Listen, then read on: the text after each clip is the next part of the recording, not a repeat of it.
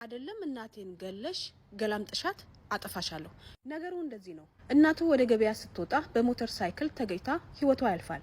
እናቱ ተገይታ ስለሞተችበት አሳስረዋለሁ ወይም እበቀለዋለሁ ብሎ አላሰበም። ይልቁንስ ከታሰረበት ቦታ አስፈትቶ ዝልጅ ቀን ጎደሎ ነው አውጥቶ እናቴን ሊያስገጨው ይቻለው እንጂ አውቆ አይደለም የገጨው እናቴን ብሎ ከእስር ቤት አስፈትቶ እንዳይፈረድበት የፈረመው እንግዲህ ይህ ሰው ነው።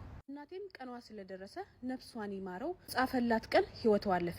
የዚህ ልጅ ግን ቀን ጎደሎ ስለሆነ ይህን ሁሉ ነገር ያሳየው ብሎ ይህን ሁሉ አመት ከእድሜው ላይ ይቀንሳል አውቆ አይደለም ብሎ አስፈትቶ እንዲያውም እየረዳው ወደ ስራው እንዲመለስ አድርጎታል። የሱም ቤተሰቦች የሚጠብቁት እሱን ነው። ጉሮሯቸውን የሚሞላው እሱ ስለሆነ ለምን ብዬ እነሱንስ ጭገ ጎዳና ላይ አስወጣቸዋለሁ ብሎ ይሄን ልጅ ግን ያስፈትቶታል። ታዲያ የዚህ ልጅ ታሪክ ሀቢባ ቤት የሰማ ብዙ ስለ ይቅርታ ይማራል። እስካሁን ሳልበቀለው አንድ ቀንማ እበቀላታለሁ ብለን ስንቶቻችን ቂም ቋጥረናል። እባካችሁ እነዚህን ሁለት ጀግና ሰዎች የአመቱ ምርጥ ሰው እያላችሁ ኮሜንት ላይ ጻፉ። ሃቭ ኤ ጉድ ዴይ ጋይስ።